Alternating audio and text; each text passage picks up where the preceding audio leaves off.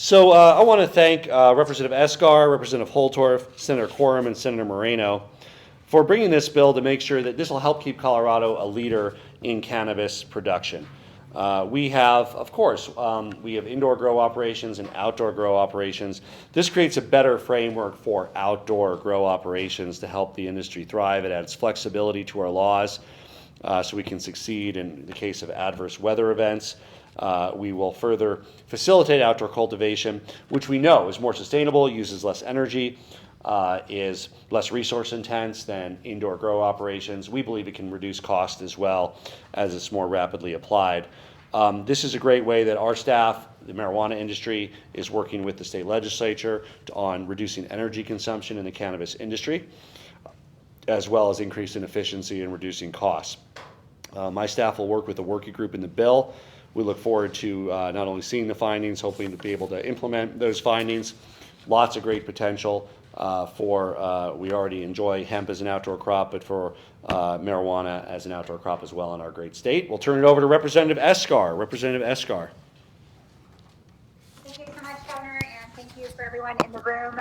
There's a lot of people that helped make this bill happen, and I see some of them there right now. Thank you so much for being there, guys. I apologize I can't be there in person, trying to stay off the interstate until I have a baby.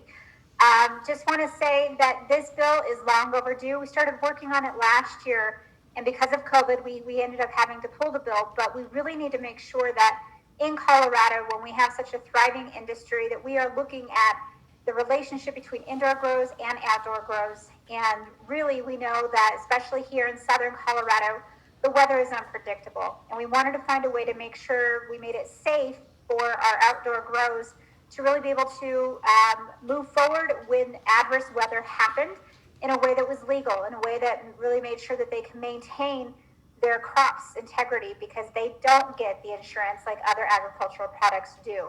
We also really wanted to talk about cross-pollination when it came to hemp farms and marijuana farms that are growing outdoors as well. And that's really what one of the working groups is going to dive into in this bill, is to really figure out how do we make a solution for that problem instead of having different ideas kind of being tossed around. Let's bring people together and let's really figure out how to best do this for both industries.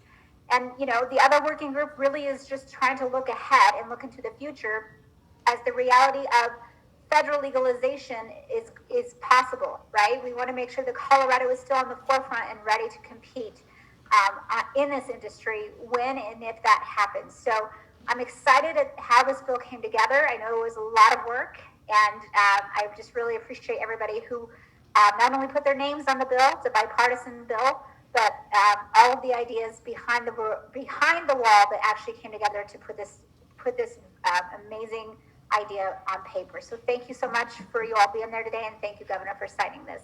I'll pass it off to my co-prime in the House, Representative Holtorf. Representative Holtorf. Thank you, Governor. Thank you, Governor's office, Majority Leader Escar. All of you know that I work every day, and many of us do, to bridge what I call the rural-urban divide. This is something that does need to close, and it takes all of our efforts to do that. Colorado agriculture needs to feel wanted and cared for at every level of the state and our state leadership. This bill helps a very unique part of our agricultural industry. I will tell you that I'm one of the few legislators that actually has turned dirt and put hemp seed in the ground. As a hemp farmer, as a third-generation cattle rancher and farmer, working in that industry. I know the challenges of cross-pollination.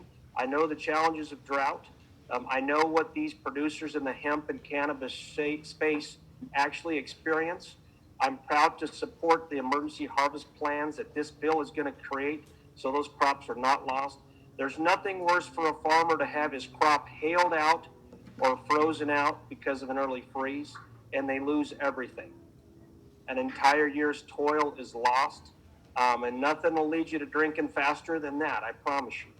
I'm proud of this legislation, and I'm proud today that we're going to be able to help agriculturalists that work in the hemp and cannabis space so they can reap the benefits of their toil. Thank you. Thank you, Representative Holtorf. I want to thank Senator Moreno, who's here, to talk about the bill as well. Senator Moreno.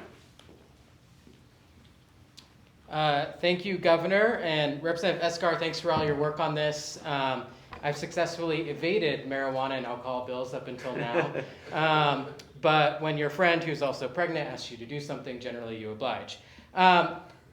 This is actually a really important bill as the marijuana industry evolves.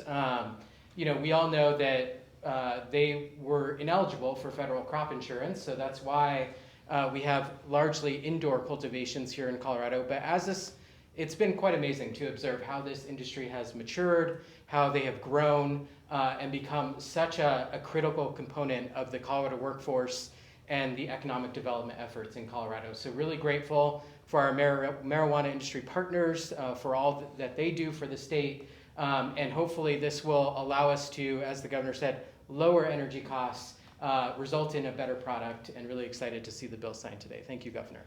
Let's get it done. Oh, we got to turn this so our friends can see us here. Hello. Okay. Ready to go?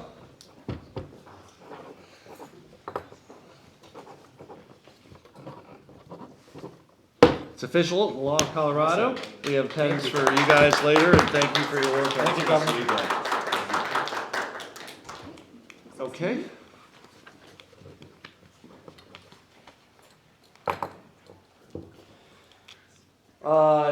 This is, as you know, Colorado has a distinct regulatory structure and taxation structure between medical and commercial product. This bill simply makes it easier under that regulatory structure to transfer the designation of marijuana from retail to medical, which a company might do for reasons of excess inventory or growing more in one area. So it just provides some flexibility that I think our producers will use. It's something we've learned from experience after regulating cannabis for a number of years in Colorado, and I've seen in grow operations how they keep at every stage of the process the medical separate from the commercial. This just provides a way to move over from one to the other, and without hurting any of the protections that are in place. It's a first step. We know there's also some tax challenges I think that can be worked out with these transfers. We can figure that out in the future. Certainly this direction makes sense, and I want to thank Representative Valdez, Representative Van Winkle, and Senator Gonzalez, and I will turn it over to the lead sponsor, Representative Van Winkle.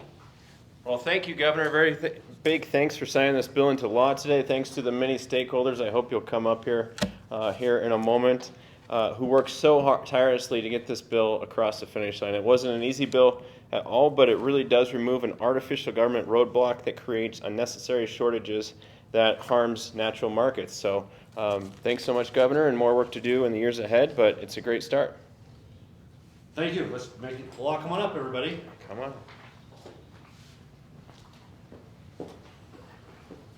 Thanks for your work. Thank you. Ready?